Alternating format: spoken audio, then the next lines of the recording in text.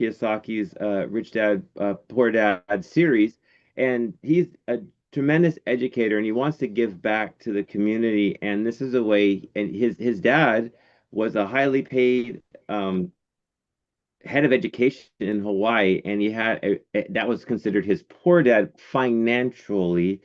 Very wit had lots of wisdom from the school system and from his education that he received, prestigious education. And also he had his poor dad that learned his education on the streets. He had to take over his father's when his father died. He had to take over his basically convenience store, kind of like a Circle K, as it were, back in geez, what was that? The 50s, I think it was, early on, and he had to take over and help his mom run the store, and he had to learn his education on the streets and through businesses and through taking care of a business, and he became one of the top financial uh, property holders and asset holders in Hawaii because of it. So that's his rich dad. Anyway, we're starting this. We're continuing on with this book.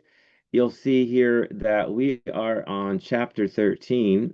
Um, this is all of the best-selling books that Robert Kiyosaki has that's associated with his brand. And we are getting the table of content. So you can see we started out part one, Cashflow Quadrant, part two, bringing the best in you, part three, becoming a successful BNI. We are now, last chapter was chapter 12, or we have the 7 steps to finding your financial fast track, is what we're on right now. So we are on chapter 13, step 3, know the difference between risk and risky. And by the way, someone could put down the link in the YouTube channel and also on the where they can access the previous recordings of this reading would be very helpful in the chat.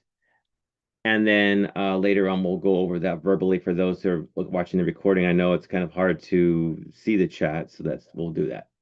So I'm going to go back down to page 247.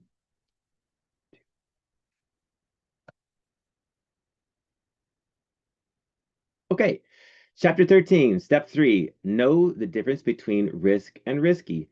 And the definition of risk and risky is from the business sense, from an investor's mindset, from someone that is more like a capitalist that thinks in capital money ideas. Business and investing are not risky, but being undereducated is. Oh, the good old saying, knowledge is power. The key thing is the right knowledge applied is power. What is the proper cash flow? What is proper cash flow management? Proper cash flow management begins with really knowing the difference between an asset and a liability. The following diagram shows the properly managed properly cash flow of an individual who is 45 years old. So Robert Kiyosaki breaks down an the cash flow management individual cash flow diagram into 2 different sections and 4 different parts. The first part is the income statement. Income statement is based upon income and expenses. The second part is the balance sheet of assets and liabilities. These things balance each other out, and they're 2 sides of your individual cash flow system. And here you see that income, expenses, assets, and liabilities, and income comes in, and also assets are income producing assets are what we're talking about. Real estate, other assets that produce monthly cash flow also. I use the age of 45 because it's halfway between 25 and the age of most people begin work, and 65 when the age when most people plan on retiring or being financially free. I like the word financial free instead of retiring, because if you can do whatever you want and still be getting paid, you can retire at any age. You could retire at 30. by the retire from work, ing for work for money. By the age of 45, if a person has managed their cash flow properly, their asset column should be longer than their liability column. This is a person who takes risks, but not excessive risk, and is in the upper 10% of the population. Let me make sure I have the chat open over here in case something is popping up that I'm not aware of.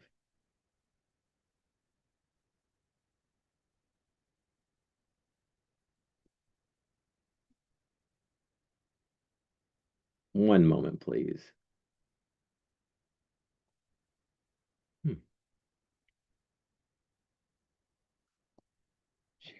There we go. Now I have the chat over here in case someone needs to communicate to me while I'm going along. Okay, I'll start again. I use the age of 45 because it's halfway between the age 25 and the age when most people begin work. And 65 is the age when most people plan on retiring. By age 45, if a person has managed their cash flow properly, their asset column should be longer than their liability column. This is a person who takes risks, but not excessive risk, and is in the upper 10% of the population.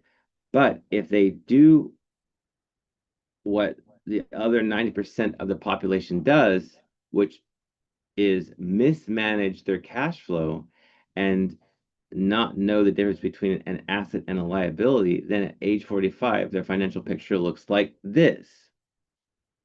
First, we have a job. The job produces income.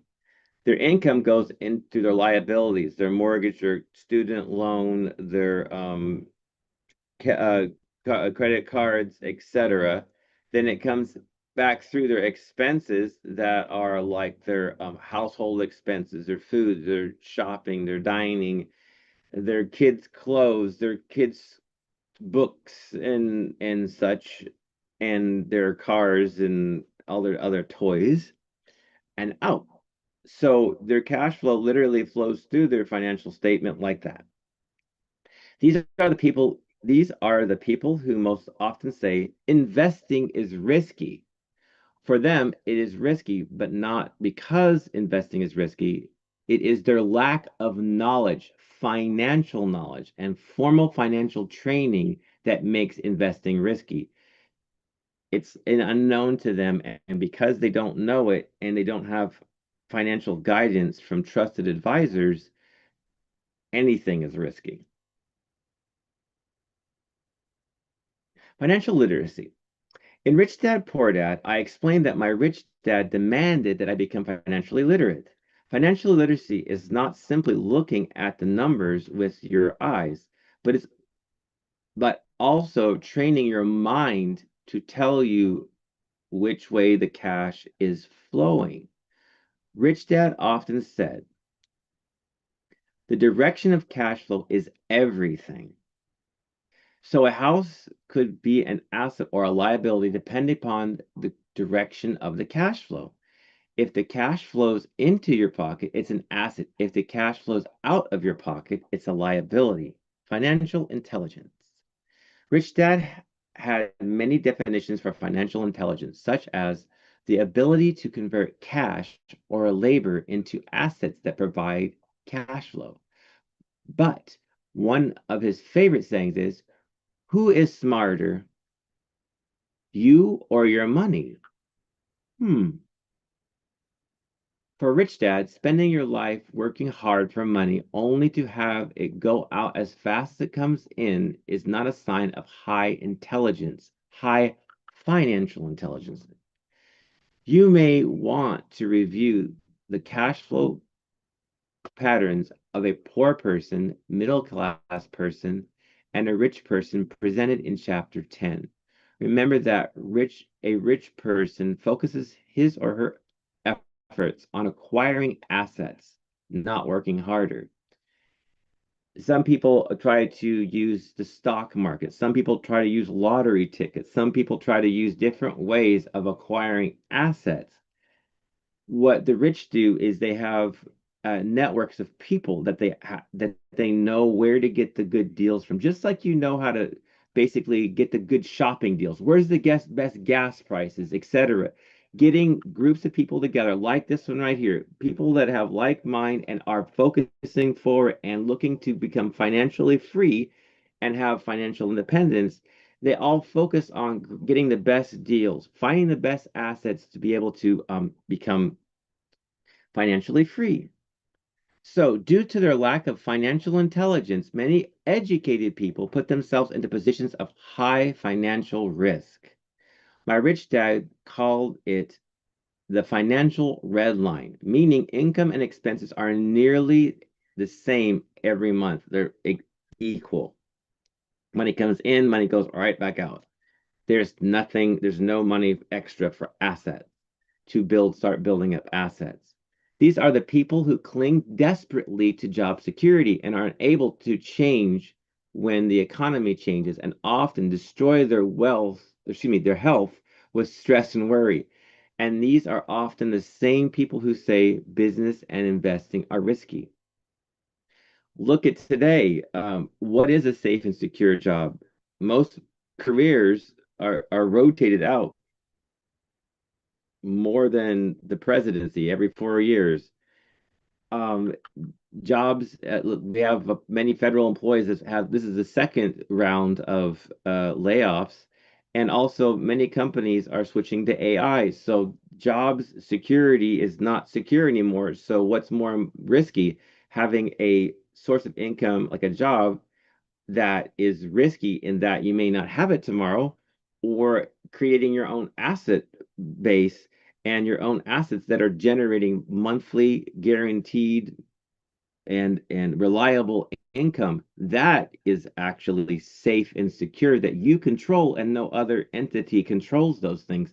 You ultimately say what is going to happen with that money, and no and you follow all the rules, and it's yours, and no one else can make a claim on that, and no one can fire you from your own money. In my opinion, business and investing are not risky, but being undereducated is. Similarly, being misinformed is risky, and relying on a safe, secure job is the highest risk anyone can take. Buying an asset is not risky. Buying liabilities you have been told are assets is risky. Minding your own business is not risky. Minding everyone else's business is and paying them first is risky. There's a book called The Richest Man in Babylon. It was made back in 1935, and they go over this to an extent where they're showing if you keep on minding everybody else's business and not paying yourself first, a minimum of 10%, it's like that's your business. That's your business is to make sure that you save money for your asset and grow your asset base. But if you pay the sandal maker, if you pay the garment maker, if you pay the food merchant, if you pay your rent, if you pay all these are all money going out. And if all your money coming in and all is going right back out to the expenses and liabilities, that's what that financial red line is. And that's exactly what that book is trying to help you understand your mindset. And this is what he's going over now. So, step three is to know the difference between risk and risky. And that's financial intelligence and financial education is the awareness of what is risky and what is a liability, what's an asset, and what's the most important thing to pay attention to get financial independence. Financial independence is a journey, it's not a destination, and knowing which route to take is most important. Take action. Define risk in your own words. A, is relying on a paycheck risky to you? B, is having debt to pay each month risky to you? C, is owning an asset that generates cash flow each month risky to you? D, is spending time to obtain financial education risky to you? E, is spending time learning about different types of investments risky to you? Hmm. 2, commit 5 hours of your time each week to do one or more of the following. A, read the business section of your newspaper and the Wall Street Journal. B, listen to the financial news on television or radio. C, read financial websites, magazines, and newsletters. D, play the cash flow game and visit a local cash flow club. And those are on richdad.com. You can get access to resources and to the cash flow game that you can play online for free. It's a little complicated at first to get it started and get the system right, how to get it access it. But once you do, it's an amazing tool. E, attend educational seminars on investing and financial education. Your local real estate investment club would have a lot of those, REI clubs. Here in Houston, it's called Rich, Real Estate Investment Club of Houston. F, consider hiring a coach to help you work through the process of becoming financially free. And by the way, your local banker and your local CPA and other financial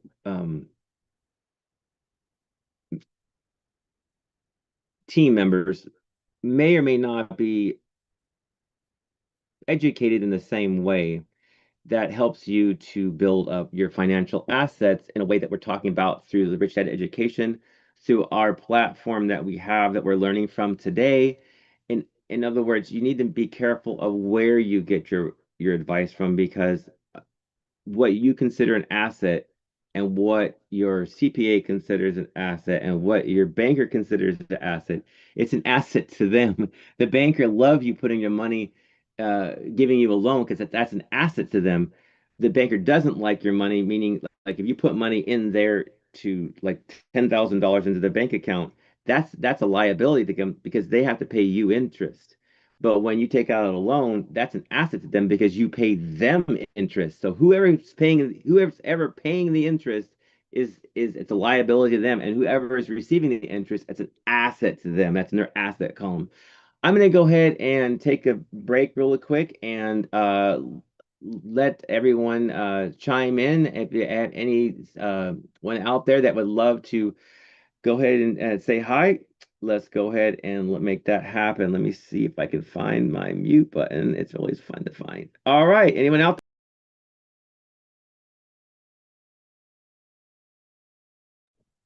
Microphones are open, cameras are open. If anybody wants to comment.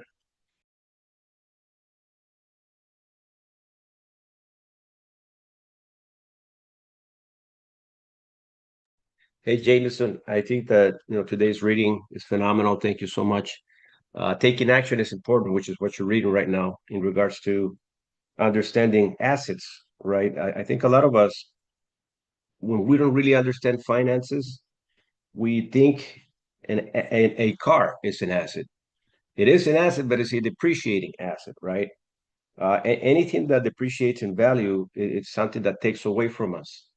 And then exchanging time for hours, also, we think that making money in those terms, it's the way to make money. But when we become re-educated through the cash flow quadrant books and the people that we surround ourselves with, or the people that we're able to meet, we start to realize that there's better ways to make money in regards to having money work for you rather than you working so hard for money. And I think educating ourselves through this book allows us to be able to comprehend what is a real asset and what liabilities are. So I'm taking a lot from the book. I read this book back in early 2000s for the very first time. I was in 2004. I think it was some 2005. Well, it was first Think and Grow Rich, and then the other book was Rich Dad Poor Dad, and then I read the Cashflow Quadrant. I think that was probably back in 2009. Long story short, so comprehending these aspects of E, S, I, and B, it's positioning yourself mentally and emotionally to where you are. So it's something that we should look into every Saturday that we meet for a reading club exclusively, and we're reading this book. How fast are we transitioning from the left side of the quadrant to the right side of the quadrant? And I believe that the tools that we have right now through our platform, MWR, I don't know if everybody here is a part of MWR, gives you access to the right side of the quadrant, which is learning to become a business owner with such a small investment and an investor as well. And the platform right now is very aligned with those two components. So you can start transitioning all your effort from the left side if you're an employee and if you are a self-employed, trading time for dollars to start seeing how much more time and money you can start to put in on the right side, which is time in business and money and investments. So whatever little money we have to invest, let's invest in the assets that this platform provides. Because right now, the company is giving us so much for so little money. Thank you so much, Jameson. Thank you, Fernando. You are an inspiration. You lead us all in a way, and you pour into us with your training and your 30 years of knowledge in the industry that is critical because you need to find advice from people that have been down the road, did it, and failed. That's the most you know that the learning is comes from when you make a mistake and go, oh, I get it. I'll never do that again. And what they say some in the investing world is you either pay for a seminar or like, you either go to a seminar, get the information and pay someone, $1,000 or whatever and take their course, or you're the one that gets the $10,000 seminar when you lose $10,000. It's Exactly. you're gonna pay Well, for it one. I've been in two roads, Jameson. Remember my first 10 years in business, it was a failure, complete failure, because I mismanaged my finances. I made more money, but I still had a broke mentality. The second time around for 13 years, I made money, but I made wise choices with my money, which allowed me to be able to leverage my ideas. Martha and I took our time to decide what we were going to do. Why? Because we had assets and we had, money saved and invested. So it makes you think things a little different. You're not in an urgency to decide what you're going to do when you have assets and money. But when you don't have that, you got to do something or else you're going to drown. I think Dr. G.W. Parker has his hand up, James. Yes, he does. Thank you very much, Dr. G.W. Parker. Yes, sir. Great reading, Jameson. And at the end of the day, guys, I mean, what this book teaches us is the plan, how to figure this out, right? Because they've made this thing so complicated, the average person will never figure it out by design. But here's the thing: if we don't figure it out, I think it was Warren Buffett who says we'll be forced to work until we die. And that's the track that most people are on. So we got to get real serious about this and implement these tools that we're being given so that we can get the results that we know will come from that implementation. But again, we toy with this. We think we've got time. Time runs out. And at the end of the day, we die broke. So, what have we put in place for our children? What examples have we shown them? So, guys, this is not a game. This is serious business, and we really have got to get on the other side of money because there's never enough time in the day for you to generate the income that you need to set yourself free. Again, all by design. You've got to have money making money for you. Money's going to outwork you and I while we're asleep. Money's working and works 365 days a year. I mean, every single day, 7 days a week. It never takes a break, never takes a holiday. It just keeps doing what it's designed to do, multiply itself. Thank you, Dr. Parker. Again, you're going over that book that you have. That is an amazing book. And again, another amazing leader that gives us their financial wisdom from basically all the activities that he's done because he was definitely highly paid corporate employee that just definitely wasn't going anywhere. I believe Dr. Parker had his retirement program. It was going to take him 20 something years, and he didn't have 20, he didn't want to be in the employee for 20 more years. It's like, I want to go enjoy my life instead of be grinding away for 20 years. And he had to find his way out, and he had to find a better path. And with better financial education and better teamwork and better guidance, he was able to shorten, I think, by 10 years, I believe it was. Is that right, Dr. Parker? If you're still there. That is correct, Jameson. Yeah, shave 10 years off. I mean, it's amazing. I think you had a large, you and Fernando had a large tax bill because of not understanding the taxes and how they work and how to but you got find a great financial advice and were able to shave that into like a tenth of what it was.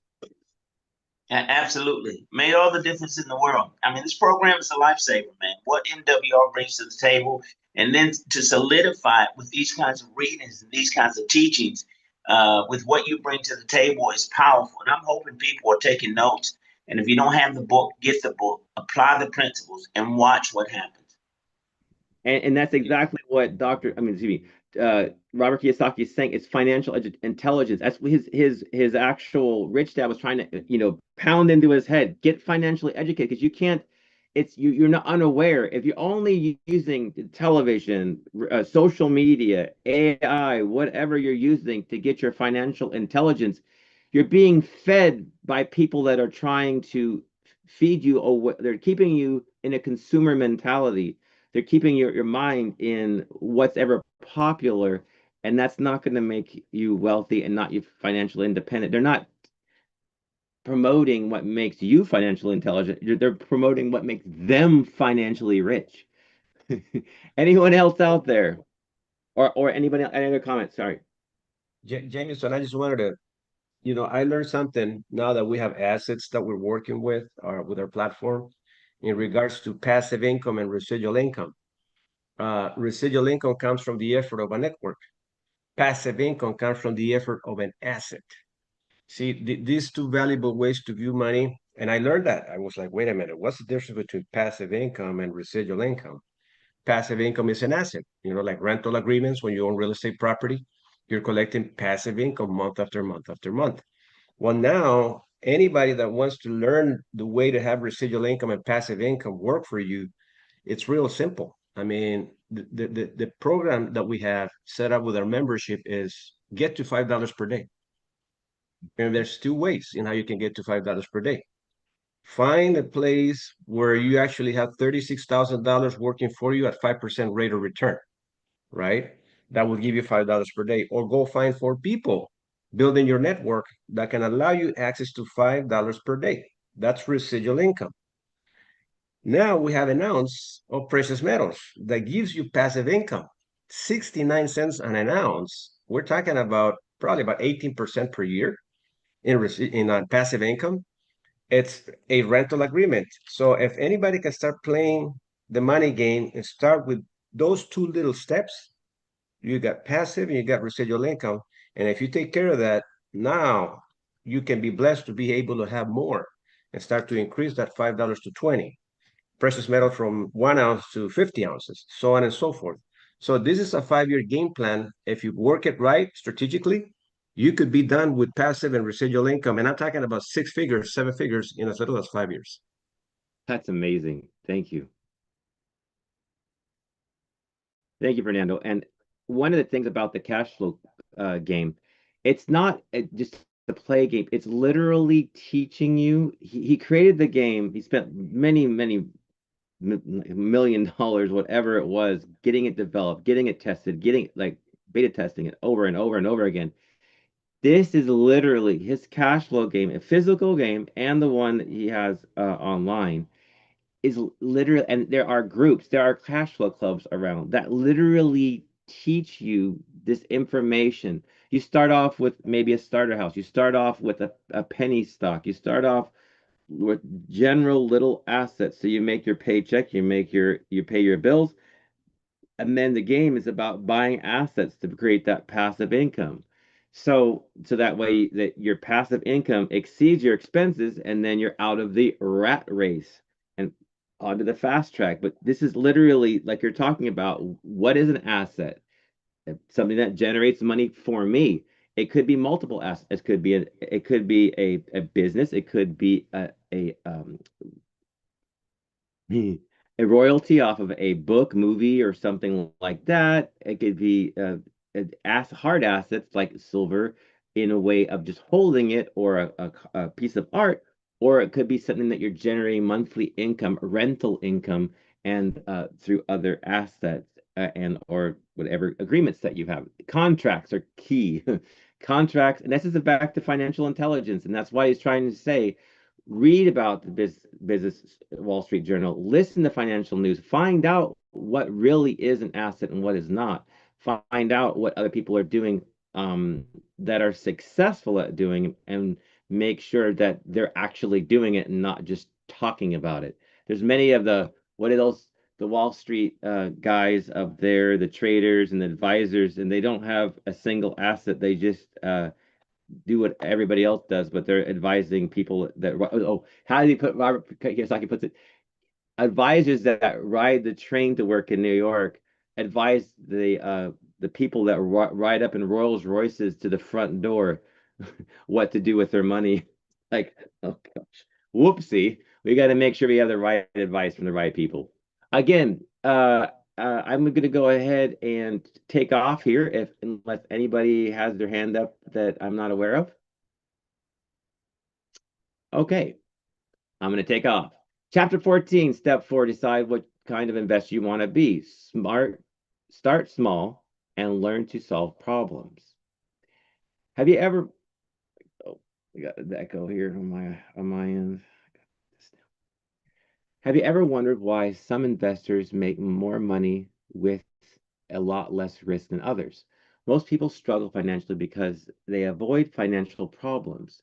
One of the biggest secrets my rich dad taught me was this. If you want to acquire great wealth quickly, take on great financial problems. In part one of this book, I discussed the 5 levels of investors. I would like to add one more distinction that defines 3 different types of investors. Type A, investors who seek problems. Type B, investors who seek answers.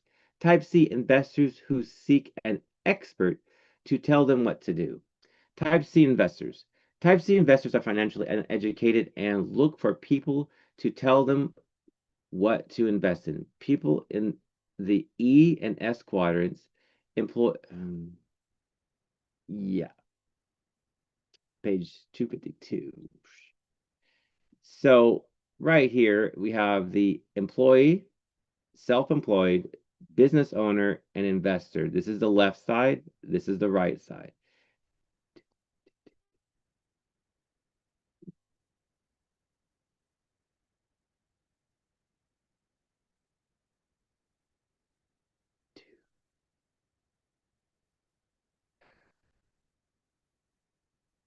Type C investors are financially uneducated people who and look for people to tell them what to invest in. People in the E and S quadrants have been forced into the investing game because of changes in retirement plans. There used to be pensions, there used to be guaranteed things like if you work so long, industrial age ideas, you work so long and retire out of here, we'll take care of you, including Social Security and all that stuff. Well, there's no guarantees anymore, and they with the IRS rules like the 401k, they basically put all of the retirement responsibility back onto the individual. And now we're without proper education and training and knowledge base, we're just left to the devices of our whoever can tell us what we can do with our money, and we're dependent upon their information. That's what type C investor is. They have little interest in investing in their education so they can become better investors. They know nothing, which means they have to rely on the advice of other so-called experts. Your banker, your CPA, the guy around the corner, Uncle Fester, that doesn't have the financial intelligence, but they follow all the markets and they do everything as far as knowing what to do, but they don't take the action because it's too risky. That's the chance of the what is the chance of the type C investor getting rich? About as much chance as winning the lottery. And by the way, they're probably pulling out a lot of lottery tickets. Type B investors. Type B investors seek answers. They often ask questions like, what do you recommend I invest in? Do you think I should buy real estate? What stocks are good for me? I talked to my broker and he recommended I diversify. My parents gave me a few shares of stock. Should I sell them? Type B investors should interview several tax advisors, attorneys, stockbrokers, and real estate agents. Choose carefully and start implementing their advice. They should find advisors who practice what they preach and run fast from anyone who is selling investment advice and getting rich on commission and fees alone. The guys who ride in on trains giving advice to the guys who ride in on Rolls Royces or better. Type B investors should look for investment advisors who make money investing in the same investments they're selling. In other words, they participate in the markets and actually know from firsthand experience. I often find that many high income E's and S's fall into the type B investors category because they are busy and have little time to look for investment opportunities or learn about the right side of the cash flow quadrant. Hence, they want somebody to give them the answers instead of gaining knowledge for themselves. This group often buys what the type A investor calls retail investments, which are investments that have been packaged for sale for the masses. Type A investors. Type A investors look for problems. In particular, they look for problems caused by those who get into financial trouble. Investors who are good at solving problems expect to make returns of 25% to infinity on their money. They are typically level 5 investors with strong financial foundations. They possess the skills necessary to succeed as business owners and investors, and they use those skills to solve problems caused by people who lack such skills. For example, when I first started investing with only $18,000, I focused on small condominiums and houses that were in foreclosure because of problems created by investors who did not manage their cash flow well and ran out of money. That's the problem and the opportunity both. After a few years, I was still looking for problems, but this time the numbers were bigger. Several years ago, I was working on acquiring a $30 million mining company in Peru. While the problem and the numbers were bigger, the process was the same. How to get on the fast track faster. That's like his game, the fast track of the cash flow game compared to the rat race. If you start small and learn to solve problems, you will gain immense wealth as you become better and better at solving problems. For those who wish to acquire assets faster, I again emphasize the need to first learn the skills of the B and I quadrants.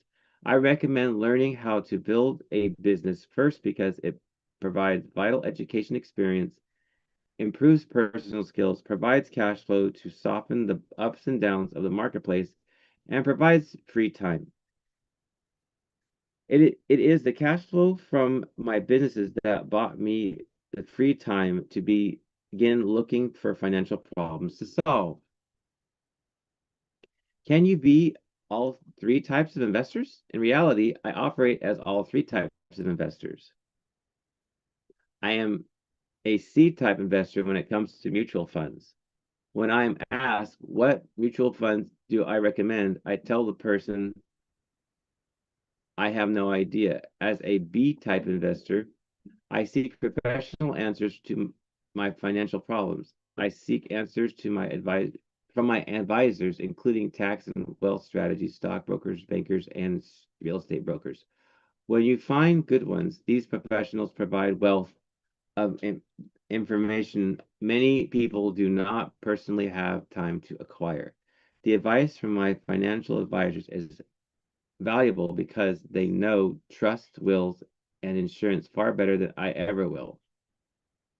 They are also closer to the market and more up to date. Key thing, they're in the markets and they're actually aware and they're staying up to date with any changes in the laws and how that might affect the markets. I think back in the time when there was a big change in the tax laws, with the deductions. I can't remember right off the top of my head what that was, but that was one of the major changes that really affected the highly paid S's. Right off the top of my head, I don't have remember what it was, but it was the Dodd-Frank Act or something like that. But basically, it really changed the market so dramatically that if you weren't up to date, your big the vice of using your house as a liability and buying a bigger house to have a bigger liability failed, and many people were financially devastated by that. There is much more to investing than simply buying and selling. I also give my money to other investors to invest for me. In other words, I partner with other level 4 and 5 investors in their investments. These are individuals I personally know and trust. If they choose to invest in an area I know nothing about, such as low income housing or large office buildings, I may choose to give my money to them because I know that they are good at what they do and I trust their knowledge. Why should you get started quickly? One of the main reasons I recommend that people find their own financial fast track quickly and take getting rich seriously is because in America and most of the world, there are two sets of rules, one for the rich and one for everyone else. And by the way, the rich, the rules may be different, but they're accessible by you and me. They're public knowledge as far as the rules go. It's just that most people don't take the time or have the time to actually know, and everyone else. So again, I'll just read that one more time. One of the main reasons I recommend people find their own financial fast track quickly and take getting rich seriously is because in America, most of the world, there are two sets of financial rules for the rich and one for everyone else. One moment, please.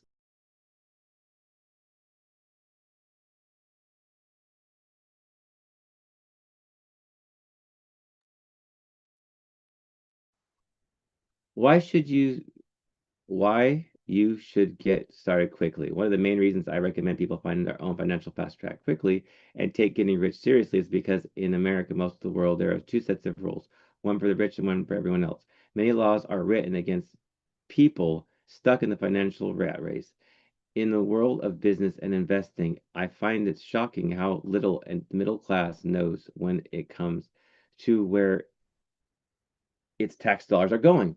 Although tax dollars are going to many worthwhile causes, many larger tax breaks, incentives, and payments are going to the rich, and the middle class pays for them. For example, insufficient low income housing in America is a huge problem and political hot potato.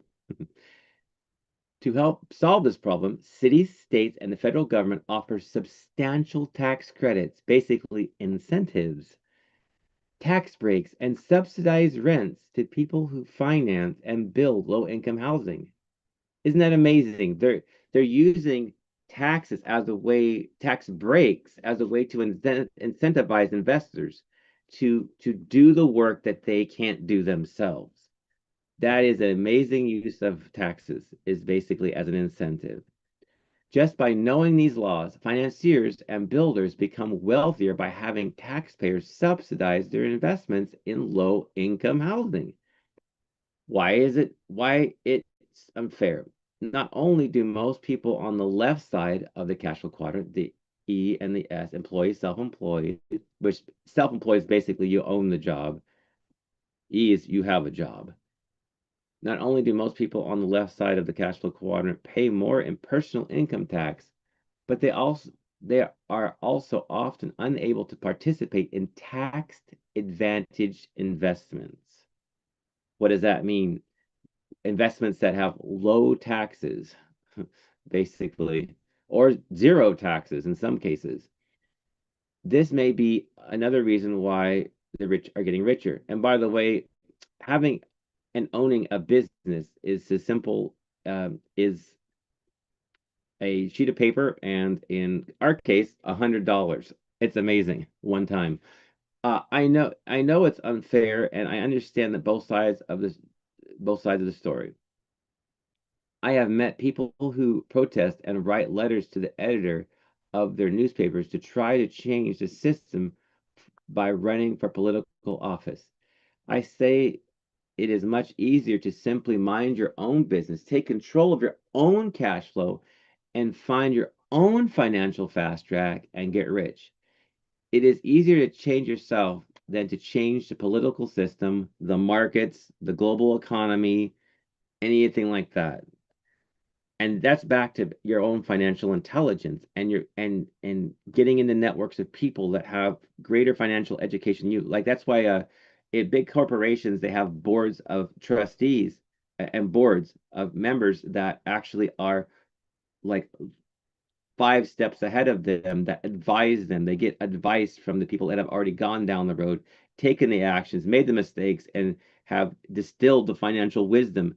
And they take advice from them, and they pay them well because every mistake that they avoid could be in the hundreds, thousands, or millions of dollars mistakes that they could have made that they saved, and they gladly or gratefully pay them generous amounts of money to do that. And in some cases, if you get like into the Costco of finances, or if you get a great financial system, you can pay a low membership and you can actually get a lot of great financial advice for a very efficient amount of money. Problems lead to opportunities. Uh, Years ago, Rich Dad encouraged me to develop my skills as a business owner and investor, and then practice solving problems. For years, that is all I have done to solve business and investment problems. Some people prefer to call them challenges, but I like to call them problems because that is what they are for the most part. I think people like the word challenges more than problems because they think one word sounds more positive than the other. But I think that the word problem is a positive has a positive meaning. I know that inside every problem lies an opportunity, and opportunities are what real investors are after. And with every financial or business problem I address, regardless of whether I solve a problem or not, I wind up learning something new about finance, marketing, people, or legal affairs. I often meet new people who become invaluable assets on other projects. Many have become lifelong friends, which is a priceless bonus. You find your fast track. So for those who want to find your financial fast track, start by one, minding your own business, two, taking control of your cash flow, three, knowing the difference between risk and risky, four, knowing the difference between a type A, B, and C investor. To get on the financial fast track, become an expert at solving a certain type of problem. Do not diversify like B type investors who are advised to do. Become an expert in solving one type of problem, and people will come to you with their money to invest. Then, if you're good and trustworthy, you will reach your financial fast track more quickly.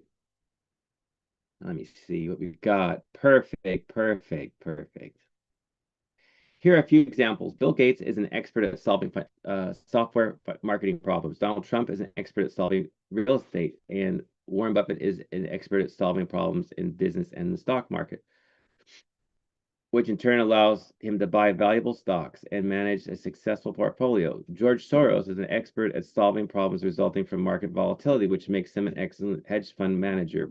Rupert Murdoch is an expert at solving the business problems of global television networks. Kim and I are type A investors and solve problems in apartment housing. That is that has paid off with a generous and steady flow of passive income. If we choose to invest in areas outside the multifamily housing market, we become type B investors, which means that we give our money to people who have an excellent track record in their fields of expertise and who practice what they preach. I have one focused objective, and that is to mind my own business through Kim and although Kim and I do work for charities and help other people in their efforts, like board members, we never lose sight of the importance of minding our own business and continually adding to our asset column. So to become rich quicker, become a student of the skills needed by a business owner and investor. Seek to solve bigger problems because inside of big problems lie a huge financial opportunities. That is why I recommend becoming a B first, before becoming an I. If you master solving business problems, you will have excess cash flow, and your knowledge of business will make you a much smarter investor. I have said it many times before but it's worth saying again. Many people come to the I quadrant hoping that investing will solve their financial problems. In most cases, it does not. That's like the stock market, for instance. Investing only makes their financial problems worse if they are not already sound business owners. There is no scarcity of financial problems. In fact, there is one right around the corner from you waiting to be solved. Take action. One, get educated on investing. Once again, I recommend becoming a proficient as a level 4 investor before trying to become a level 5 investor. Start small and continue your education.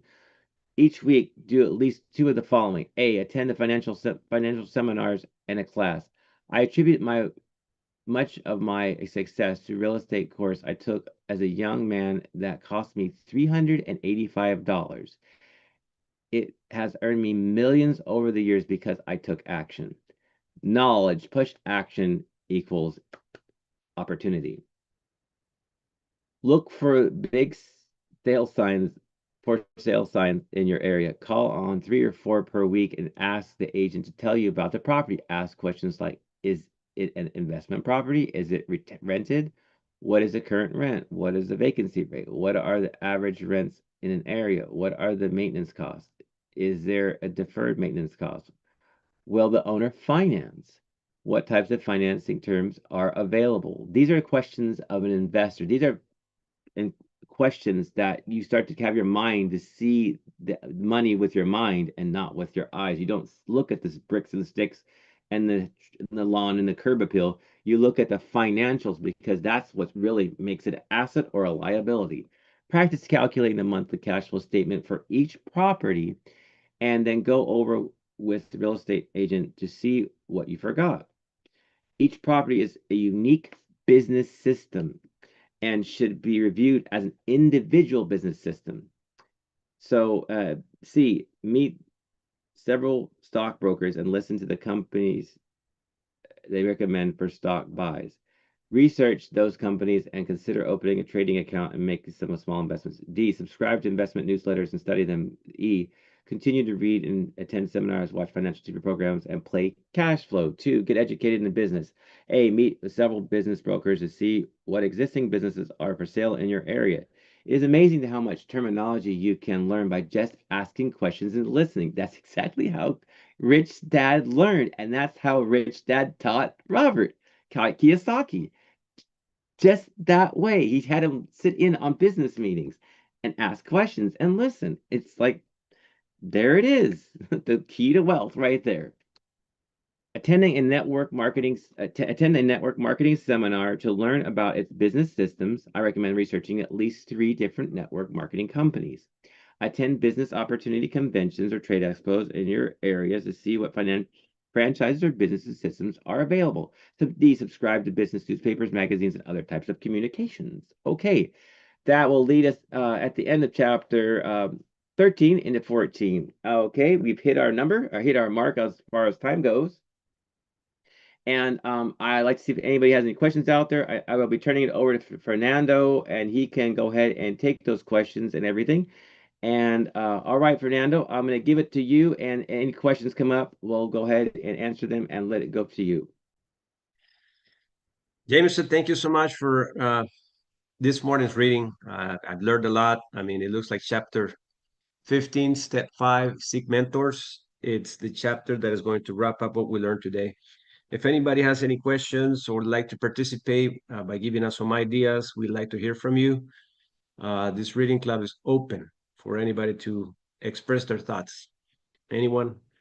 I guess Dr. G.W. Parker did it for us earlier today. I kind of shared some of my information. Now I'd like to hear from anyone else. If you want to participate either in the chat, you can open up your microphone or camera. Thanks again, Jameson. Awesome job, as always. One little thing I'll add to this that I heard Robert Kiyosaki say, your life is a business. Your household is a business. It has income, expenses, assets, and liabilities. Every entity. Like we're a legal entity. As an LLC is a legal entity. Right. Any legal entity has a cash flow statement. It's a Mhm. business. So I have technically like 5 to 6 businesses on, in my mind. I have my home and family business. I do rideshare. I have a rideshare business. I have my MWR business. So I have multiple businesses and I treat each individual, like he says about his houses, each individual property is an individual unique asset that has its own income state, cash flow statement. So if you treat your life like a business, you start changing your mindset of what is an asset, what's a liability, and you start using your income, your cash flow a lot differently. And that's the last thing I wanted to add. Thank you very much, Fernando. Wow. I'm telling you, Jameson, you got so much to offer and share. You're right. Your in household is a business, and you have to see it that way because it allows you to really understand what assets and liabilities are. Assets and liabilities are not necessarily material possessions. It's your thinking. Your thinking could be a thought process of an asset, right? You attract abundance by the way you think, or you attract liabilities. So based on that, it's a reflection of everything that surrounds you, starting with your own personal household balance sheet. And if you look at your cash flow, right? I was taught this when I was in my first business, a practice company at a young age. There was a gentleman that always used to do this. He says, "This is your cash flow. These are your expenses." So if you look at your cash flow and your expenses, and you can simply say, where you are. So if you're making $50,000 a year and you're spending $50,000 a year, you got no rate of return, right? Your balance sheets are kind of like in danger. And if your expenses surpass your income, this is basically what the problem looks like. Expenses are high, your income is not substantial to be able to support your financial responsibilities. Now, if you look at your expenses and your income, you see the gap right there. So I think learning to understand your income household allows you to make wiser choices. And that's why this book, Cashflow Quadrant, allows you to understand how most employees live, trading time for dollars, self-employed trading time for dollars. And if you look at the difference in this left side of the quadrant, 5% of the money is moved through 95% of the population. 5% of the money. So what's the difference between an employee, a self-employed, where 5% of the money moves versus 5% of the people move 95% of the money on the right side, which is business owner and investors. They realize one thing: discipline habits. Most people are not willing to pay the price. They're willing to pay the price on the left side, which is a long-term price to end up with nothing. And then there are those few ones that pay the price for transformation, right? Because we do have to change our paradigm. And that takes time. It takes effort. That's why when you start a business, as the book alluded to earlier, start with something small, right? And start to see if you can manage those small moves that you're going to start making in regards to starting a business with a low capital, right? And what a better way to hear that, Robert Kiyosaki went to all the kind of seminars, including network marketing companies, because if we're able to educate ourselves without huge capital, we start to learn the behavior of this low startup cost business that can turn out to be a huge asset once you build a network. That's why I believe in my 31 years in business in building networks, because the bigger your network, eventually the bigger your net worth is the effort of a multitude of people that see the same picture that you see. That's how you transition from the left side of the quadrant to the right side. And it takes about a 5-year time frame to educate yourself. And educating yourself is what? Relationship building. The 5 people closest to you make you or break you. The 5 people closest to you think assets or think liabilities. And that's exactly, what you want to be able to detect. Where am I? Who are the 5 closest people to me? Do they think the way I think? And if they don't, I need to find people that think the way I think. And I believe today we're surrounded with leaders like that. That's why I love what we do, being a part of this reading club, because we do have more than 5 people that are closest to us, which is the entire group here. So we're just excited to know that we're headed in the right direction. What we do makes sense for our bank accounts. It makes sense for our investments, our network. So we definitely have the entire blueprint of financial freedom. Anyone else before we leave? I know that Eric Wilner's great to see you here, my friend. I know you've been traveling. I don't know if you're still out of town, but we have missed you definitely. Great to see you here, Lovey, Rob, Clay, James, Rob Hodges, Elisa, Dr. G.W. Parker, Cassandra, Ron Samuels, Mr. Erich Wilner, David Sundin. 2 screens. All right. Anyone else? All right. So here's what we're going to do. We have our leader of leaders, Dr. G.W. Parker, allowing us his time for us to be able to invite folks at 9 a.m. Pacific, 11 a.m. Central, 12 p.m. noontime. And I want to congratulate, the blitz of our activity, which is a silver bullet. We've had, our attendance has been from 105, 103 people showing up. We kind of dipped a little bit yesterday. I think we had 84, 85 people, but we maintained the 3-digit number the first 3 days. Saturday is a good time to raise the bar. How many of you have heard Dr. G.W. Parker present? Cassandra, everybody, right? We all have heard him. Get excited to stay broke forever. He brings a level of excitement where we cannot leave anyone out. So what I'm going to do right now myself, and I invite you to do the same thing. Let's invite with the intention to bring guests. Okay, so think about that. Who are the people that you want to expose this information to and put them in front of Dr. G.W. Parker? There's plenty of people. People are praying to hear from us. And I'm working a list, as a matter of fact. And this list has led me to find, I think, probably about 9 people right now. I brought 3 personal people from the 4 people from the calls that I had made, and this 4 had turned into 8. Okay, so it's just about picking up the phones. You can text people, you can put it on social media, but if I were you, I would grab the phone, which is what I'm going to do right now, and I'm going to do invitations. If they don't answer the phone, I don't leave any voicemails. What I do is I go to the text box and I record my voice there, and I tell them, listen, we got something exciting happening right now, and I'd like to invite you to it. Would you be willing to attend? And if you are, I'm going to leave you the template. I'm going to leave you the link so you can join us.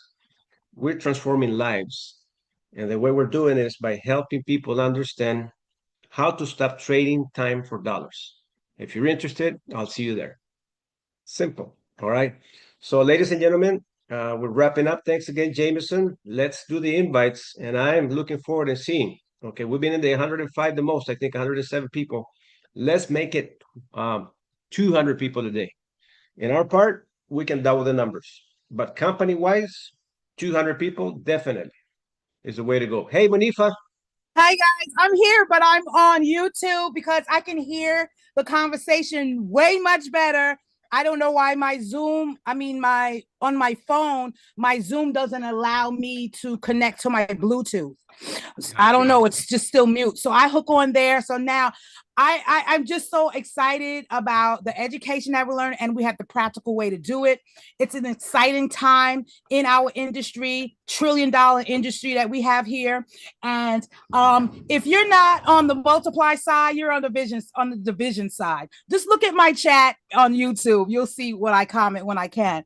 But we have to learn the game and play the game, or else, the banks use other people's money, ours, i.e. So why not we play the same game? Yeah, absolutely. Exactly. So I'm excited to learn more. This book has been very eye-opening.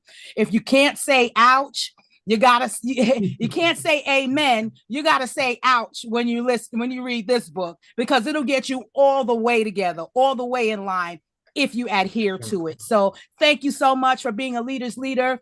Thank you, Dr. Parker. Miss you, Eric, in your absence. The rock star, Jamerson. I love him to life.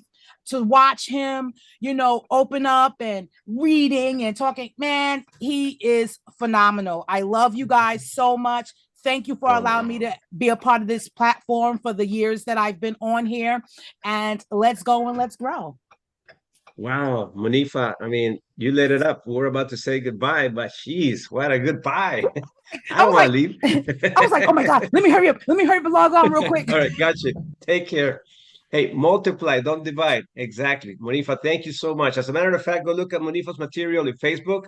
She's doing some phenomenal videos. I don't know what tool she's using, but guys, let's make some noise. Let's get loud. All right. Just like the song says, let's get loud. Let's get loud. And let's do the invites. All right.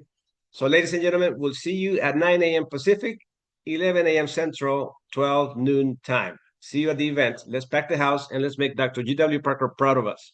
See you guys.